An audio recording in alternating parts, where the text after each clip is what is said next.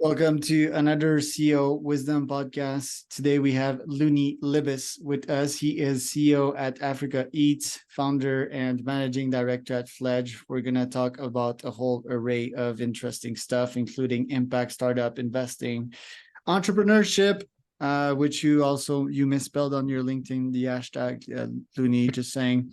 I'm saying that because I saw another guy today. He wrote entrepreneurship, which is a French word. Luni is an interesting person, I would say. Just look at his glasses. I've never seen those before. He looks like an intellectual, probably as one. We'll discover today, an independent thinker that is, and I'm eager to get into that. So, Luni, can you do a better job than myself at introducing yourself?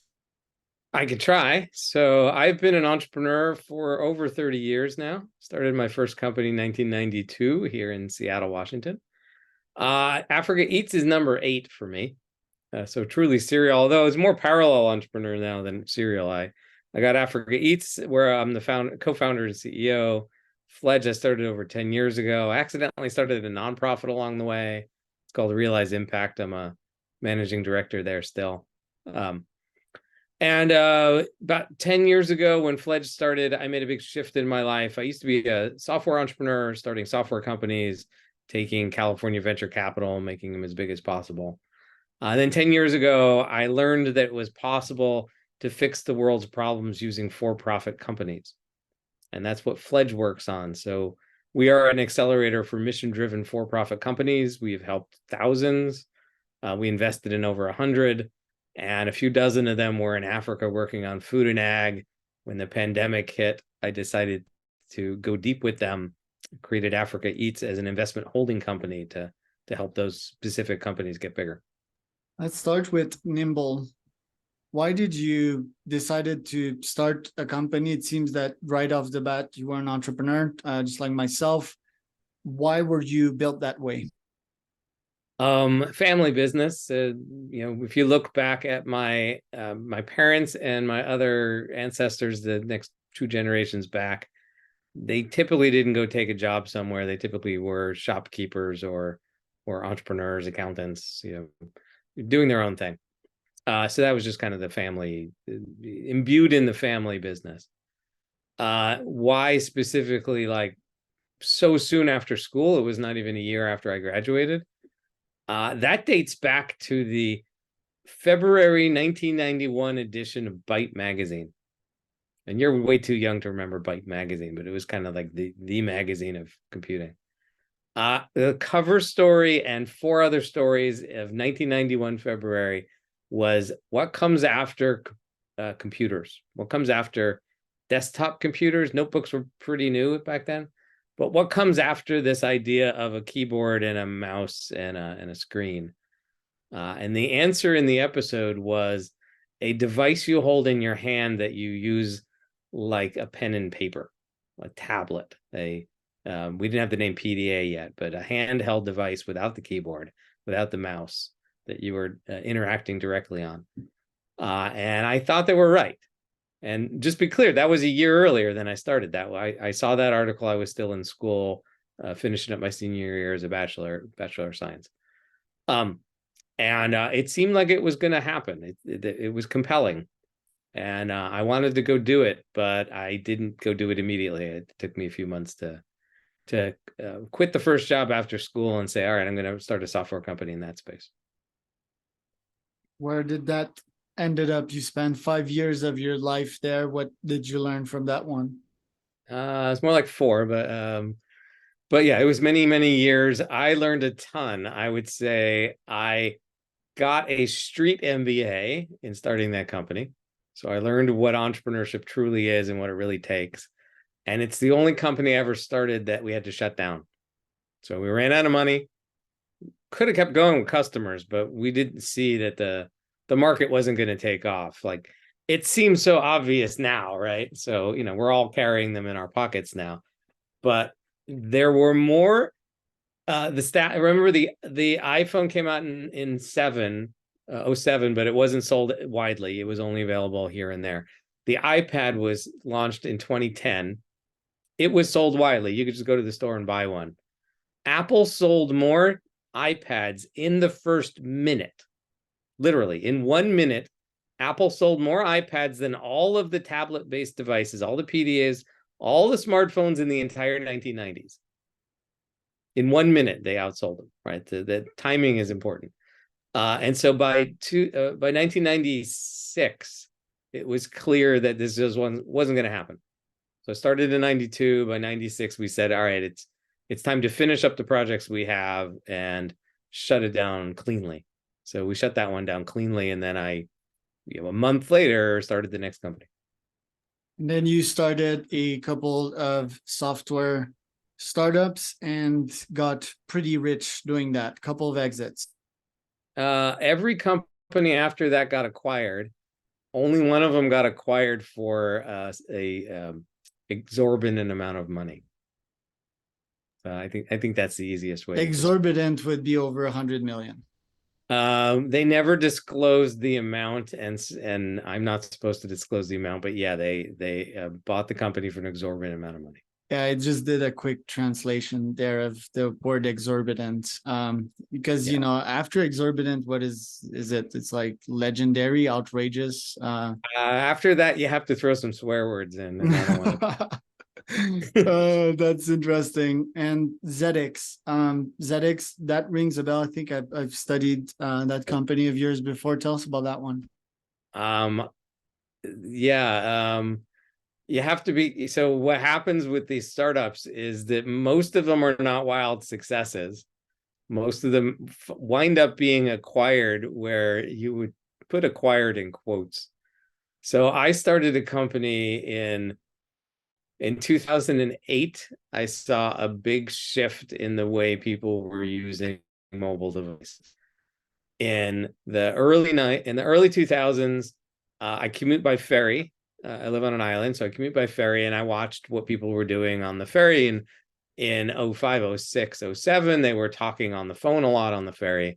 Those Bluetooth headsets were showing up, so all of a sudden people were talking to themselves on the ferry. Before that, they were holding it up to their heads.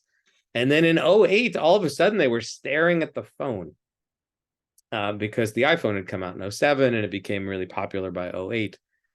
And they weren't talking. They weren't having a conversation, or at least a verbal conversation. They were doing something else. And what I wanted to know, because a lot of my stuff was mobile, right? My first company was the early days of smartphones and before even mobile, data, but handheld computers. And it stayed in the mobile space for most of my career. And so all of a sudden people were exhibiting a new behavior. And I wanted to know what they were looking at, because I wanted to know what was coming next. I was always looking for what was next. And I was working at a company called Media, which is the one that got purchased for a huge sum of money. And we were looking to see what was next as well. And we had enough funding and enough income that we could afford all the market research. And so we bought all the market research, and they couldn't answer the question. They didn't know either. So I knew, because Media was working with the wireless operator companies, the Verizons and AT&Ts and of the world. I asked them. I knew people there, and I said, "What are people staring at?" And they said, "We don't know." So I wrote a business plan to answer the question of what on earth are people doing with their phones? What apps are they using? What websites are they using? What's proportion of apps versus websites? Like, market, just plain old market research, because you can't produce what people want if you don't know what they want. So the name of the company when I started it was called Ground Truth. And then we merged it, and it changed names, and then it merged again and changed names, and then it got acquired after all of that. So I think that's the company you're referring to, but the company I started was called Ground Truth. Yeah. And when I left, it was still called Ground Truth, or it was just being merged into another company and changing names. Right. And at that point you were what, 30, 35? That would have been 2009. No, 2011. So 32. All right. And at that point you're like, I have a lot of cash and I'm starting to see that there's big problems in this world, or no, actually, because it was a lot of, it would be lovely if cause and effect made sense in everyone's story, but sometimes it comes in the opposite way. Sometimes the effect comes first. So I say that I was 42 at the time. I think we're off by 10 years. All right. So I wake up one morning in 2017, 2018. 2007, 2008. And I realized that I know I'm a serial entrepreneur, but I realized that one thing that's different about my list of companies than others is that I was part of 5 startups. I founded 4 of them. I wrote the business plan for the 5th one, and 4 of them were still running. 4 of them were still selling products to customers. I didn't necessarily own it anymore. Someone else owned it, but the products were still being sold. The companies were still succeeding. And that's just not normal.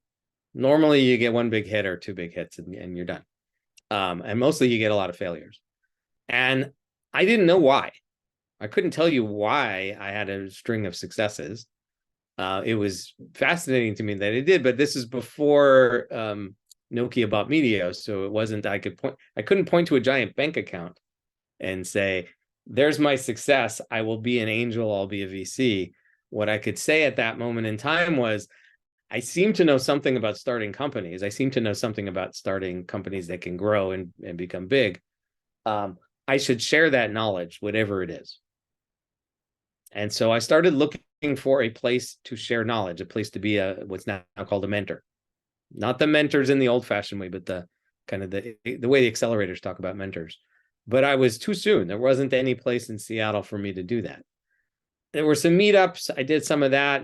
This is before meetups were meetups, but and then in 2011, I discovered there was a business school on this island I live on. Didn't expect it to be here. It wasn't here every day. It was only here once a month. It was an executive style MBA. So I reached out. I went over there and I said, yeah, look, I'm a serial entrepreneur. I've been doing this for whatever, 30 years, 20 years at the time, or 18 years at the time. Could you use my help? Is there anything I can do to help your students? And they said, sure. Come to class. It's once a month. Come sit in the back of the class and help our students in any way you want. We'll feed you. So I did that. Started in March of 2011, still running Ground Truth. We didn't merge the company until July of that year. By September, I was redundant and I left. And by November, the school asked me if I would teach. So I started teaching there in January of 2012. I taught there until 2019. And Fledge didn't get started until April of 2012. So the actual flow was, I was a software entrepreneur. I was trying to give back. I found a place to give back. It was a really lovely place to do that. They taught me that it was possible to do good through business. That's the ethos of that business school. It seeped in. I was literally teaching it back to their students 9 months later. And a few months after that, I started Fledge using that as the core idea. These students, I mean, I would have loved to have you as a teacher. That must have been pretty life-changing for some of them. Did you follow up with some of them today if they're into entrepreneurship and starting spectacular stuff? Well, it turns out that teaching entrepreneurship in school is different than teaching entrepreneurship out of school. Even when the curriculum is identical, because I use the same exact curriculum in the same order between the MBAs and the fledglings, as we call them, the entrepreneurs that came through Fledge. And I know this for a fact because about a half a dozen of the students I had came to Fledge afterwards. So they went through my 6 or 9 month class and didn't feel like they had all the knowledge and all the connections they needed. So they came to Fledge and we ran through the same program again. We ran through the same materials, but it clicked, and it works much better when you have no other distractions when you're doing a business for real. So yeah, not only do I know some of the students and track them, but Fledge wound up be investing in them. We wrote the first check to a bunch of these companies. And that was my exact next question. Didn't it made you go crazy to follow a curriculum that wasn't yours? I want to start my own school for my children's in less than 2 years, and it will be only founders and CEOs and spectacular and worthwhile people that will teach them on a daily basis through Zoom. Mostly they'll have physical activity too, but I will design the program and the curriculum. Wasn't that frustrating for you? Okay, so here's what happened. I get asked to teach the week after Thanksgiving, and I ask when the first day of class is, and it's like January 3rd. It's like the first Monday night of the year, which is 5 weeks away. And I had helped teach entrepreneurship once 10 years earlier at the University of Washington, but that class was all guest speakers. I taught the class for 15 minutes. The teacher taught the class. It was a 10-week class. She stood up and lectured to the class for maybe 2 hours out of 10 weeks. And everything else in the whole class was guest speakers. So that's one way to teach it, but it's not the best way to teach it. Secondly, by the time I got there, I had already jumped in and been a mentor at either Techstars Seattle, I think it was Techstars Seattle, or and definitely another program like it down in Portland. And I watched what they did to teach entrepreneurship, and they just did guest speakers as well. And that was not effective. It was not teaching, it was inspirational, but not educational. So I turned, they already had a class in entrepreneurship at the school taught on the island. I was actually asked to teach the class in Seattle. And so I went to the teachers who taught it here on the island, and they didn't really have a curriculum. They had an outline, but they were basically doing what those guest speakers were doing, which was talking anecdotally about things, which was not what I wanted to do. So I went online. I went to I walked to the library. I went to the business section. I looked up entrepreneurship, and there were no books. Literally, the only book on the shelf that looked at all useful was Entrepreneurship for Dummies. Okay, I figured it's an island. We don't have a huge library. I'll look at the Seattle Public Library catalog, which I could do online, and I found similarly no books. Figured, all right, something's weird because this is Seattle. Somebody stole all the books. I went to Amazon, only had 2-3 million books at the time. I did a search, still couldn't find a book that taught the whole process of entrepreneurship. Like, there were little niches. The Lean Startup had just come out. Art of the Start by Guy Kawasaki was an off-quoted book, not useful. I bought everything I could. I zipped through them in those 5 weeks to see what was useful. I also went online to see what they do at Stanford and Wharton and everywhere else that's famous, and they just do guest speakers as well. So there was no book for me to turn to. Right? There might have been a textbook out there, but that's going to be boring and not the right answer either. So literally, I just sat down in December of 2011 and wrote the book. So it's called The Next Step. It's available on Amazon. I wrote the first book of what wound up being a 6-book series that explained everything at a pretty high level. Everything from, you have an idea. I don't tell you how to get an idea. You have an idea for a company. Here's all the steps you need to go through to have your first revenue show up, which is complicated.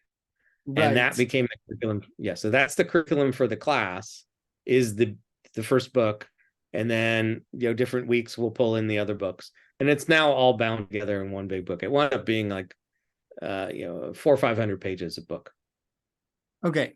And you're a teacher now. You've seen these young minds, and at this point your main focus was to help them produce a business, and your thesis was that business can do good. Before processing these other life chapter of yours, do you still think that business is mostly a force for good nowadays? Because my thesis on it is that probably 90% of capitalism is good in terms of all the business existing out there, but I would say that the businesses at the top, the big pharma, the big media, these businesses that have gone way too big and are pretty much chucking a bunch of resources out of this planet, are not being so competitive and are not being so useful to the global business ecosystem. What is your thesis on your end? All right, so we don't have time for me to explain how the Russian Revolution ruined capitalism, but it did. There's an actual direct connection between the 1917 Bolshevik Revolution and this idea of maximizing shareholder value. The core incorrect idea that the only reason to do business is to maximize the value to the owners. That's the fundamental flaw. It's not entombed in law. It's entombed in tradition. So most business, I would actually say, most business isn't directly harmful to the world, but way too much of business is directly harmful to the world because they're following that ethos. But there's no reason why companies have to follow that ethos. There's no legal reason. There's no moral reason. So the only way we solve the problems of the world is for the corporations to get some consciousness and decide to fix things. Because ultimately, all of philanthropy is funded by successful entrepreneurship, successful investors. That's where the money comes from. And they only put a portion of their money there. Most of the money of the world is controlled by the capitalists trying to make money. So what we have to do is find ways to solve problems while making money. And that's what I do for a living. So do ultra capitalists kick me in the nuts and then tell me sorry? Is that the equivalent of like, yeah, making a bunch of money and then giving it to charity? It can at times, but it's much more akin to we're only going to sell our product to people who are already rich. Our product isn't going to help poor people at all. It may make their lives slightly worse. And then we're going to turn around and give 1% to charity, and we're going to give it to the poorer people, and we're going to clap ourselves on the back and say we're great. What's a better alternative? What's a better solution to that? A better solution is to pick a theme that you feel strongly about. Let's do poverty, because Africa Eats does poverty, and say, well, we want to solve poverty. Like, the reason this company exists is to solve poverty. Like, not all poverty everywhere in the world. That's too big. We're just a small company, but we're going to make a dent into poverty in Africa. And how do we do that as a business? Okay, well, there's lots of different business models. The way we do it is we invest in companies, but those companies then have a model, which is most Africans are farmers. Most Africans have no one buying their outputs on their farm.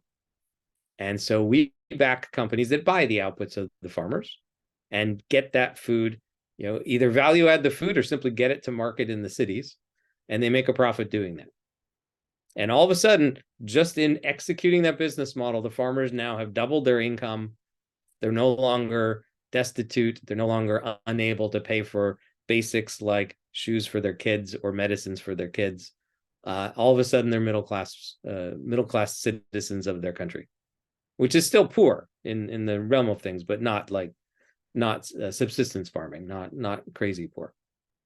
So the goal would be and they now have a path to go in and get more. They're now on a path where they can invest more and earn more money and become actual middle class. And is that how societies started? By me collaborating with my neighbor, trading with that neighbor, my neighbor loaning me stuff or helping me grow the crops, and I give him a bull? Is why? And if that's the way society started, why is Africa so much behind vs other societies? Is it because of low technology adoption, cultural reasons? Why is Africa behind on that level? Yeah, because most people don't think in the right amount of years. So if you think back into the United States or Europe to middle of the 1800s, so 170 years ago, 180 years ago, 200 years ago, literally we would see a country, so just US, because I'm American. So in the US, there would be about 60, 70, 80 million people. So not even 100 million people. So about the same number of people who live in Kenya today. And if you went around and asked, are you a farmer or something else, you will find that 85% of all Americans are farmers, that they don't all eat every day because sometimes the weather's bad, that they have no running water in their house. Of course, they have no electricity in their house because that hadn't been invented yet. That they don't own a vehicle, like they might own a horse, but they don't own anything that's mechanized to move around. Nothing that is equivalent of a truck or a tractor.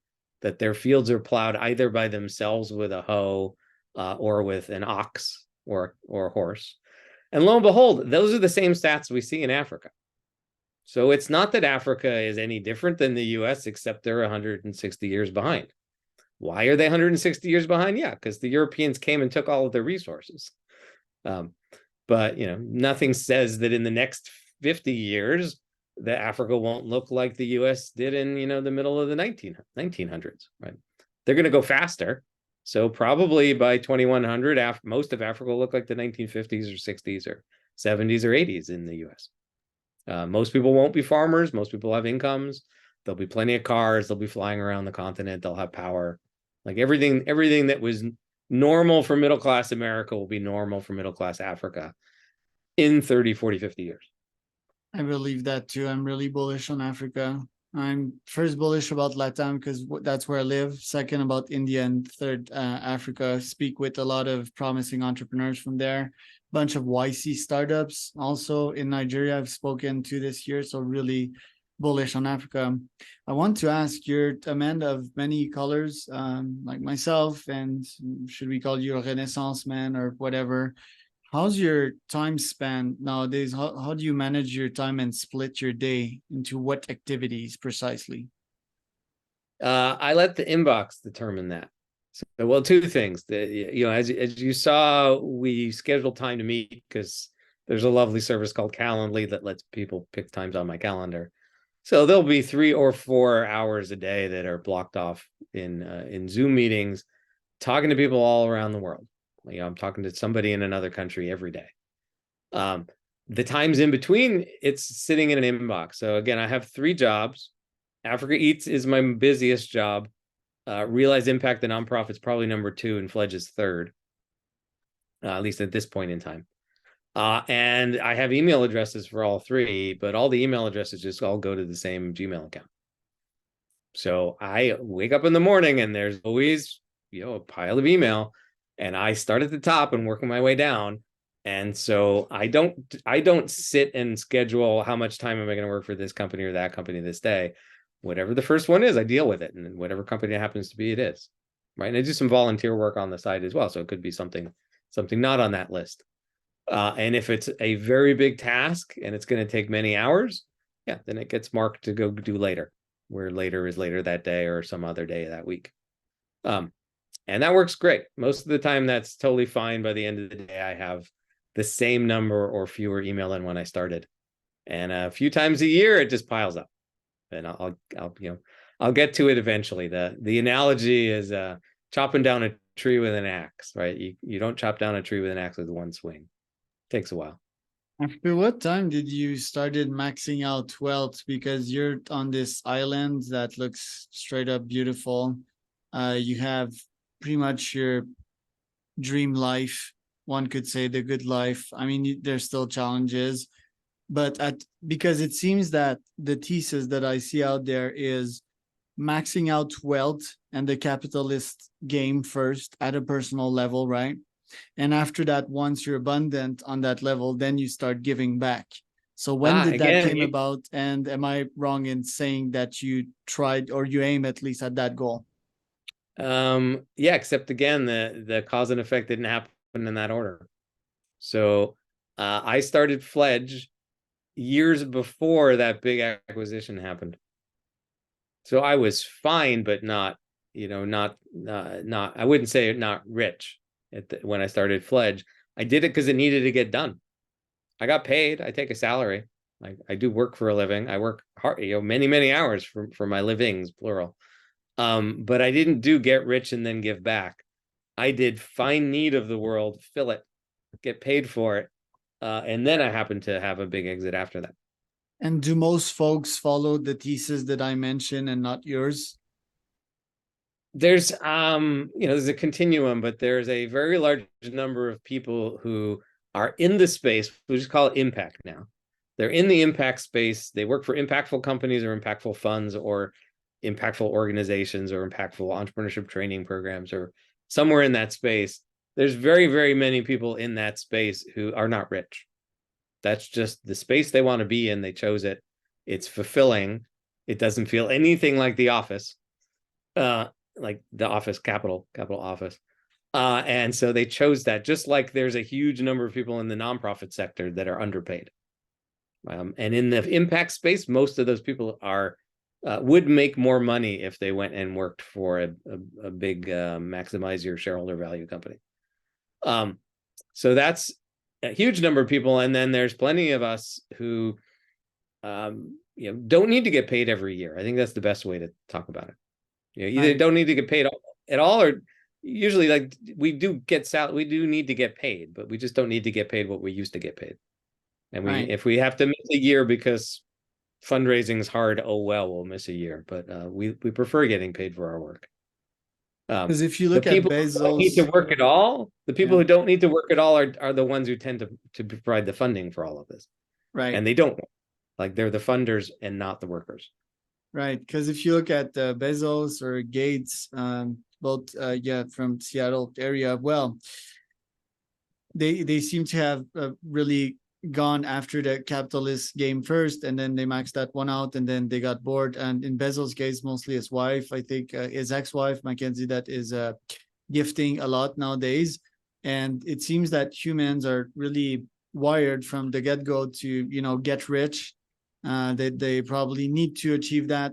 Maybe it's an insecurity as well, and it's not only the expectations that are wired in our mind from the get-go, but it's also that we live in a society that shows you that what you're missing out on. And it seems that with FOMO, we always want to have more. So my question for you is, should people try to go after that ultra-capitalist mindset, try to crack the capitalist game, and then go into the giving back, the hard game?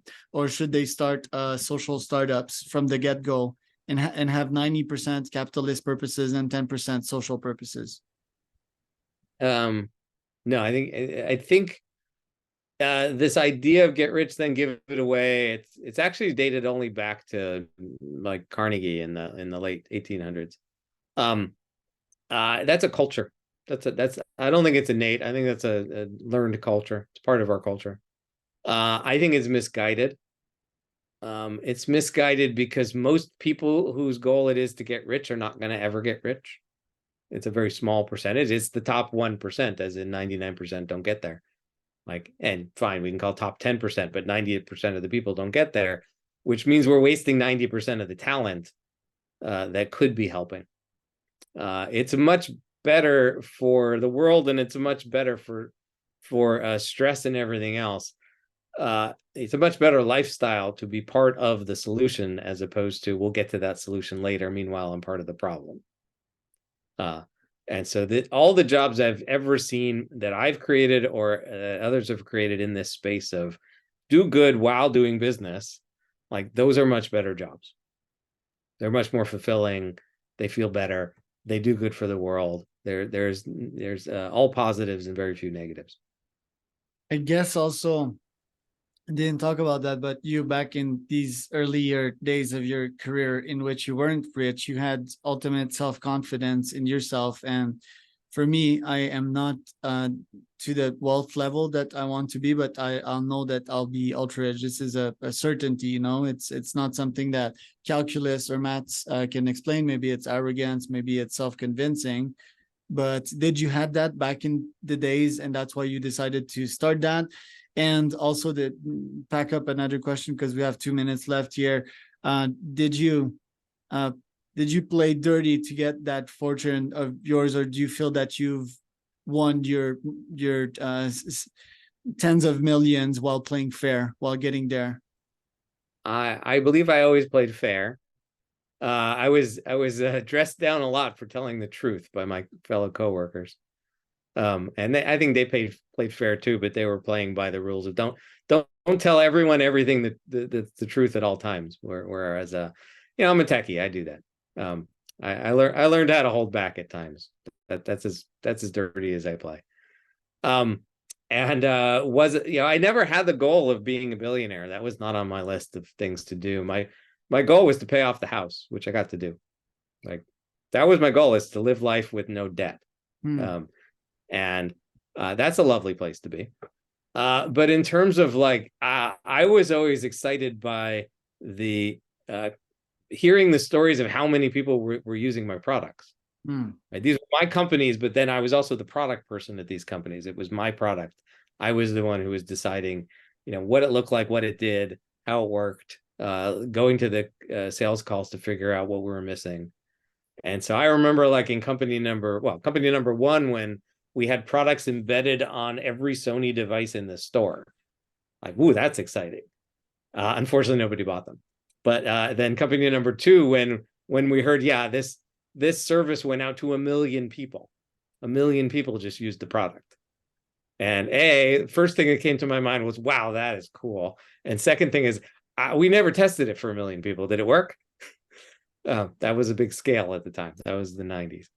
And then company number three we were, it was mobile gaming, and we were like 4 of the top 5 games listed in the, that you could buy, like top picks based on downloads. Yeah, that was good. I always got off on seeing my product being liked by customers, like and seeing the metrics of, okay, how many millions of dollars did people pay us for this product? Like, and I'm like, wow, I built that product, or at least I built the prototype, and then we had a team build the rest of it. But I fleshed out that product. That was always that was my goal and what got me excited. And if you set goals like that, then money shows up because you succeed. If you set the goal of, I want to be rich, and my goal is to maximize my income, you're forgetting how you get rich being an entrepreneur. You get rich by serving customers. So focus on serving the customers, and then the money will show up. Very good. And just a reminder also that like you accomplished something that some people only dream a full life of, and it's an impressive feat. Still, it is. I think there's nobility sort of in achieving these types of goals, because you build a bunch of virtue, like helping others while you get on your way there. And that's the main lesson that I get from this pod. So thank you for that. And it looks like a good life in Bainbridge. Must be pretty fun, to take your bike and visit these vineyards and these little cute restaurants. Must be a pretty good life. So good on you. It's nice. I'm looking out at the I'm in town. I'm looking out at the forest. It's a lovely place to be. Well, it's very cool, man. Very inspiring. I want to invite you to round 2, though, to talk more about the nonprofit side of things and that side of things, because we haven't really got into what Africa Eats does and so forth. So if you accept, I'll gladly do it on my side too in a couple months. Until then, where can people find out more about you, Luni? Easiest place is to go to LinkedIn, because I do a lot of things. So just search Luni, Luni. I think I'm the only one there. Google will also find me if you search Luni and Africa, or Luni and Fledge, or Luni and Impact. It will find me. I have a ton of links there. The actual websites are africaeats.com, fledge.co. There's some squatter still sitting on the .com. realizeimpact.org. And then my personal website is lunarmobiscuit.com, which I'm not going to spell. Google will find it for you. There you go. Well, thank you so much. That was another CEO Wisdom podcast.com.